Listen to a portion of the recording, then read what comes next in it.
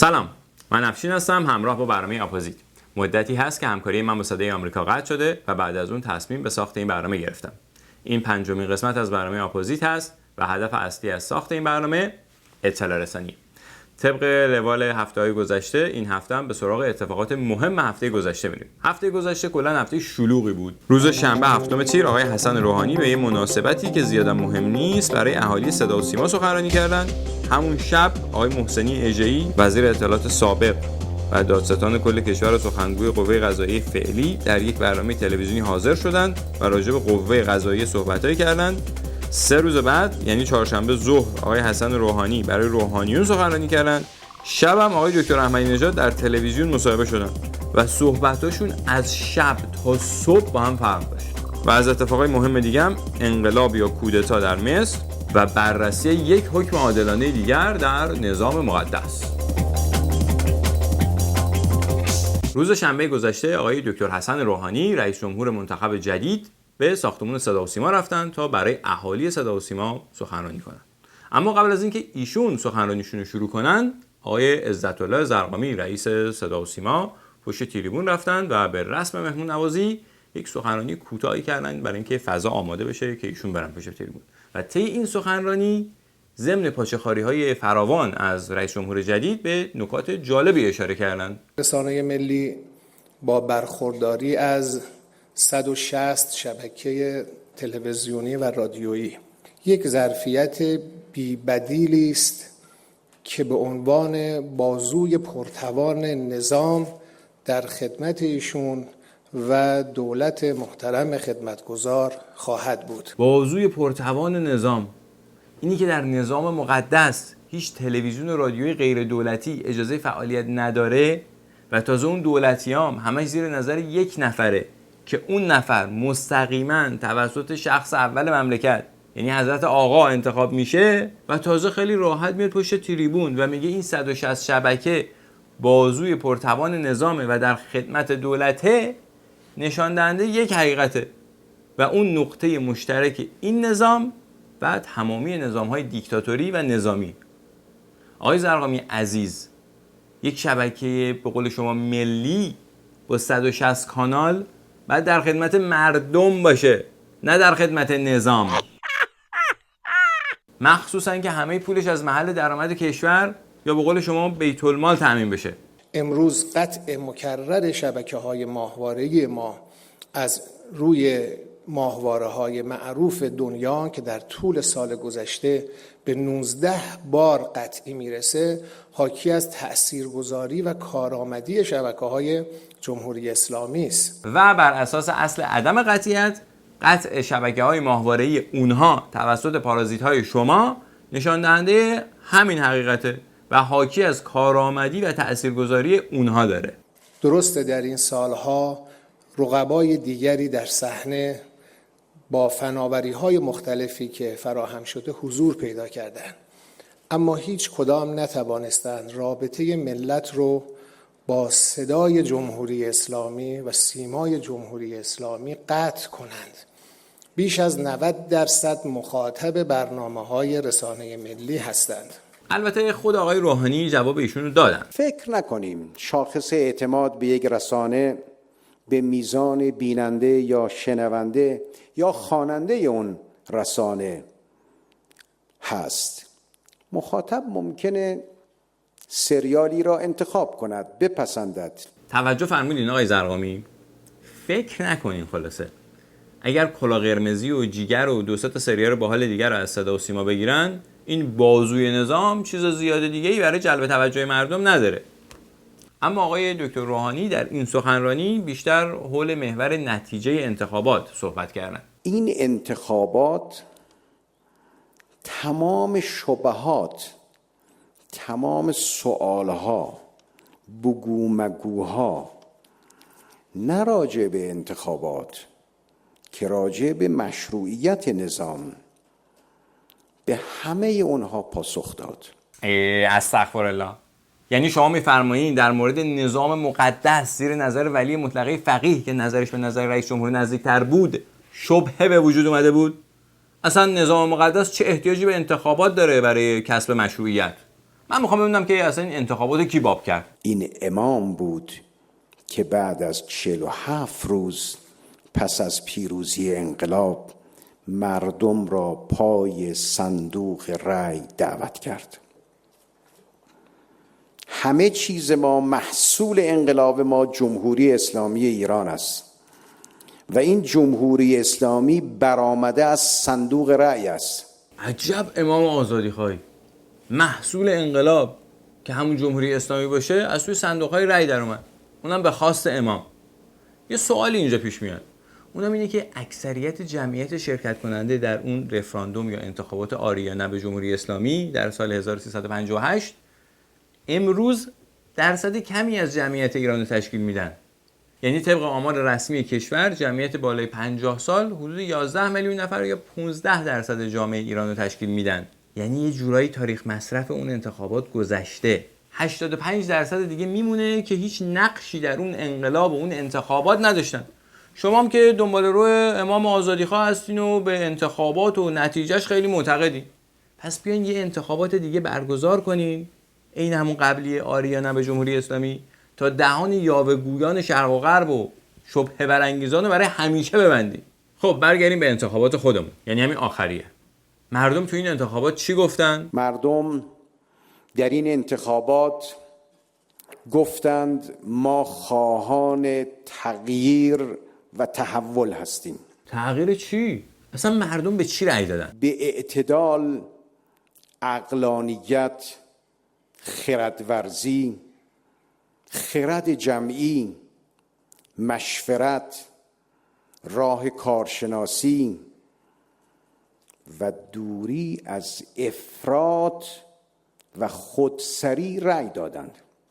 همه باید تسلیم این رأی باشیم. همه باید تسلیم این رأی باشن. همه، یعنی همه ها. این چیزایی که الان آقای دکتر روحانی گفتن من یاد یه نفر میندازه، مثلا خردورزی، پرهیز از خودسری و اینا. میخوام ببینم که آیا شامل ایشون هم میشه؟ هیچ کس در این کشور فراتر از قانون نیست.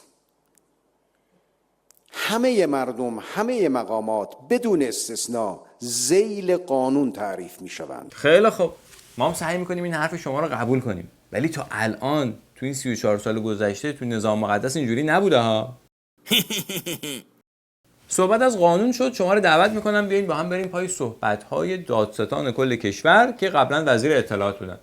ایشون همون ابتدا در مورد مزیت سیستم دادرسی، همون قوه قضاییه ایران نسبت به کشورهای دیگه، به این نکته اشاره کردن. استقلال در قوه قضاییه فوق‌العاده مهم هستش.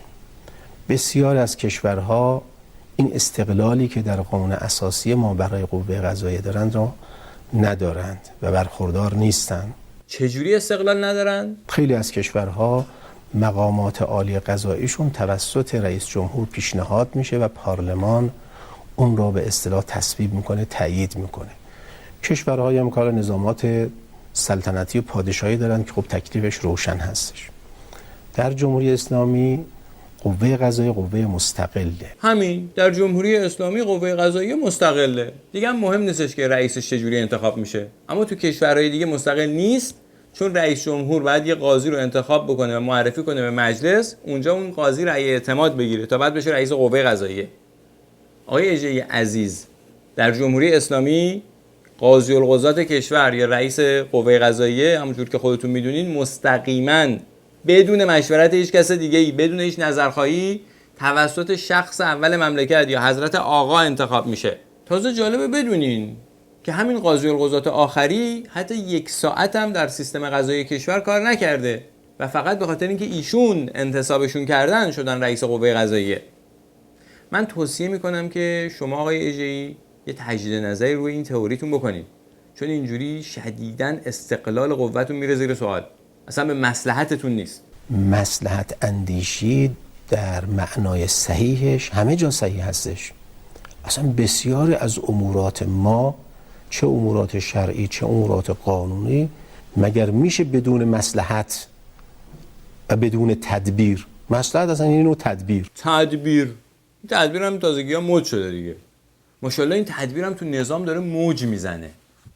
حالا اصلا این مصلحت اندیشی در قوه قضاییه جایزه؟ در قوه قضاییه اگر منظور این هستش که در تدبیر امور مصلحت ها ملاحظه میشه، حتما همینجور هستش. تدبیر امور، اونم در هنگام دادرسی، یعنی چی دقیقاً؟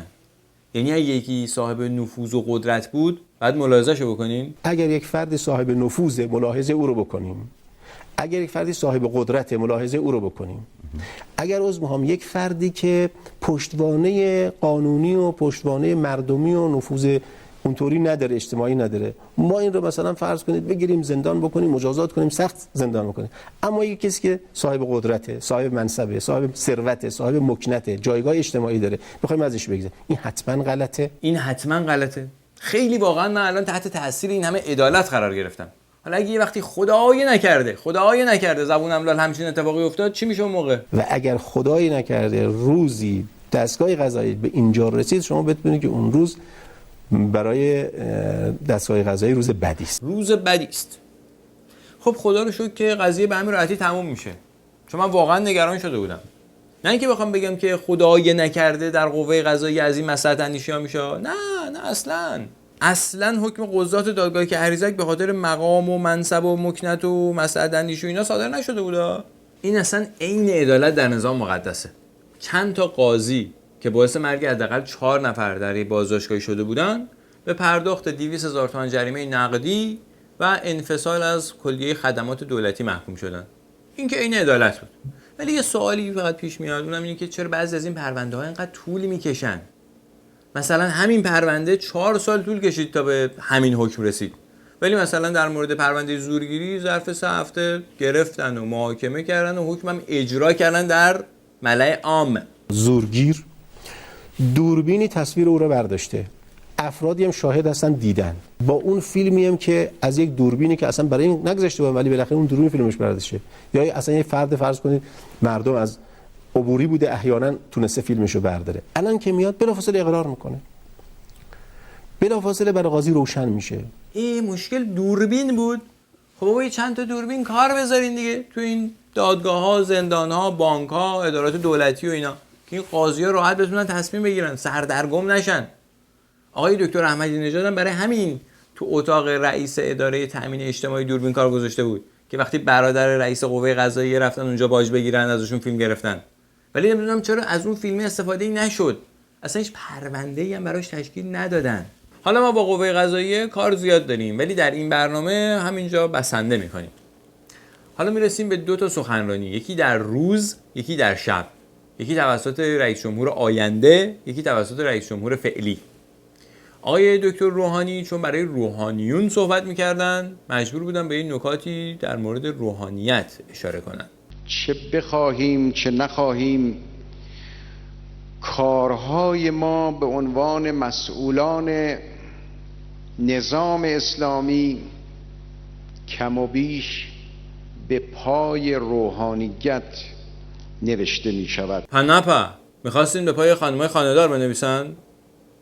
حالا مگه اشکالی پیش اومده؟ مگه روحانیون خطا میکنن؟ ما همه انسانیم و احتمال خطا و اشتباه در اعمال و رفتار ما وجود دارد. نه آقای روحانی نشد. شما که انسان معمولی نیستین. یعنی بر اساس تعابیر خودتون شما یه جورایی انسان برترین. یعنی کسی که اینقدر به خدا نزدیکه که به طور حرفه‌ای کارش رستگار کردن و هدایت کردن آدمای دیگه است، اون که خطا نمیکنه که. نظام مقدس مطابق همین فلسفه یک عالمه آدمو به جوقهای اعدام و زندانهای مخوف جمهوری اسلامی سپرده. حالا که مملکت به بحران رسیده ما همه انسانیم و احتمال داره خطا کنیم.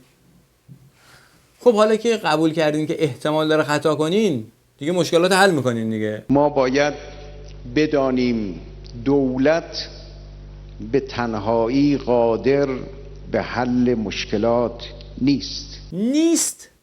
سر کار گذاشتیم ما رو. پس کی باید حل کنه این مشکلاتو؟ این مردم هستند که باید برای حل مشکلات در صحنه حضور یابند. بازم مردم؟ بابا خدا وکیلی شما مردمو استغفرالله. شما با کاراتون مملکت به اینجا رسوندین، بعد مردم بعد وارد صحنه بشن تا مشکلات حل بکنن. اصلا به نظر شما دولت قوی و توانمند چه دولتیه؟ دولت قوی و توانمند به معنای دولت مداخله‌گر و متصدی در همه امور و محدود کننده مردم، زندگی مردم و مداخله کننده در زندگی خصوصی مردم نیست. خب همه فعالین اجتماعی که الان تو زندان‌ها یا تو کشورهای دیگه پناهنده سیاسی شدن هم همینو میگن. مردم را باید محرم بدانیم، مردم را باید صاحب کشور بدانیم، باید با مردم حرف بزنیم، صحبت کنیم، حرف اونها را بشنویم، با روی گشاده بشنویم. این کشور که متعلق به اسلام و به قولی متعلق به امام زمانه، حرف مردم هم که شنیده میشه، ولی پاسخش یه جوریه که مردم ترجیح میدن که دیگه حرف نزنن. کلا آقای روحانی یه جوری صحبت میکنن مثل اینکه یه سیاره دیگه اومدن اینجا و اصلا تو این نظام مقدس هیچ نقشی نداشتن، هیچ فعالیتی نکردن تا حالا. نمیدونم چی شده که تازگی‌ها مسئولین نظام انقدر مردم پرست شدن. از اینجا به بعد به تفاوت آشکار سخنرانی آقای روحانی که در روز صحبت میکردن و مصاحبه تلویزیونی آقای احمدی نژاد که در شب بود میپردازیم. این دو نفر انگار داشتن راجع به دو کشور مختلف صحبت میکردن. البته مسائل معیشتی مردم، تورم، گرانی، بیکاری، 1,200,000 شغل ثابت ایجاد شده. باید مردم نسبت به آینده احساس اطمینان کنند. الان امید، آگاهی، همبستگی ملی، خودباوری، احساس اعتماد به نفس ملی در بالاترین حد خودش قرار داده. توجه فرمودین؟ این اختلاف نظرها به همینجا ختم نشد. اوج این اختلاف نظرها در اینجا بود. امروز مسائل و مشکلات فراوانی پیش روی ماست. یعنی تو هر بخشی شما بدید خدمات چند برابره، تو هر بخشی مشکلات کم نظیر. به نفع دولت بعدی ما کار کردیم. این هدیه این دولت برای دولت‌های بعد. هیچ دولتی در تاریخ ایران با مشکلاتی که این دولت با او روبرو هست روبرو نبوده است. بعضی خیال میکنن میتونن کن فیکون کنن. البته آقای احمدی نژاد در خلال این مصاحبه یک بار دیگه ثابت کردن که نظرشون به نظر آقا نزدیکتره. ما روز به روز داریم جلو میریم. خودروهایی که دست مردمه گفتن 3 برابر شد. حقیقتاً چشم پر کن. تو هر بخشی شما بدید خدمات چند برابره. ما در زمینه مسائل زنان در نظام جمهوری اسلامی پیشرفت داشتیم. توسعه مراکز آموزش عالی بود. در حوزه آب برای اولین بار اومده زیر 10. در منطقه اول شدیم. بورس به کجا رسید؟ موفق ترین بورس دنیاست. آبروی بین المللی، اصلاحات ساختاری در اقتصاد، پیشرفت اقتصادی، پیشرفت فرهنگی، یعنی فاصله طبقاتی کاهش پیدا کرد. و نظر آقای رئیس جمهور به نظر بنده نزدیکتر است. اما خبر مهم دیگه انقلاب یا کودتا در مصر بود که در ادامه همون بیداری اسلامی که حضرت آقا فرمودن صورت گرفت. بعد از سالهای متمادی که ملت‌های مسلمان فشرده شدند در زیر این فشارهای عظیم سلطه غربی، به تدریج هسته بیداری، یقظه اسلامی رشد کرده است. بله، این یقظه اسلامی رشد کرده است. نگران نباشید، منم نمیدونم یقظه یعنی چی. فقط میدونم که این اتفاقی که تو مصر افتاده همون بیداری اسلامیه. یعنی اینکه مسلمان‌ها بیدار شدن و فهمیدن که جایگزین حکومت دیکتاتوری حکومت اسلامی نیست و اسلام یا هر دین دیگه‌ای باید تو همون مساجد و معابد باقی بمونن و از سیاست جداشن و قوانین اجتماعی باید جوابگوی نیاز همه مردم باشن. امیدوارم که این نسیم بیداری اسلامی به همه کشورهای دیگه هم بوزه به زودی. و آخرین موضوع هم حکم دادگاه برای آقای سعید مرتضوی بود که بالاخره بعد از 4 سال کش و واکش ایشون محکوم به پرداخت 200,000 تومان جزای نقدی و انفصال از خدمات دولتی بودن برای مدتی شدن.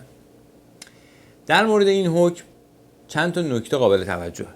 اول اینکه این دفعه اول نبود که ایشون مسئول مستقیم قتل یک یا چند زندانی بودن. 8-9 سال پیش ایشون خانم زهرا کاظمی رو هنگام بازجویی به قتل رسوندن که اونجا اصلا دادگاهی برگزار نشد. دومی که همین پرونده هم تا 3 سال پیش مسکوت بود و با رو شدن فیلم باجگیری برادر رئیس قوه قضاییه از ایشون به جریان افتاد و همین حکم آبکی هم فقط به خاطر اینه که دهن آقای مرتضوی بسته بمونه، ولی در این حال بدونه که پرونده‌ای وجود داره که میتونه برای ایشون خطرناک باشه. و نکته آخر هم اینه که قربانیان واقعی این جنایت هم بعد مثل باقی قربانیان نظام مقدس در انتظار روز دادرسی واقعی به حقوقشون بمونن، چون در این نظام عدالت اجرا نشد و ظاهرا قرار نیست اجرا شه. خب این برنامه هم در اینجا به پایان رسید. امیدوارم از تماشای این برنامه لذت برده باشین. اگر این برنامه را مفید یافتین در اشتراک گذاری آن کوشا باشید. به صفحه فیسبوک برنامه سر بزنید و من رو از نظراتتون آگاه کنید. ضمناً از کسانی که من رو مورد لطف خودشون در صفحه فیسبوک و یوتیوب قرار دادن کمال تشکر رو دارم. شبتون خوش، تا دیدار دیگر، خدا نگهدار. خداوند انشاءالله همه ما را آدم کن.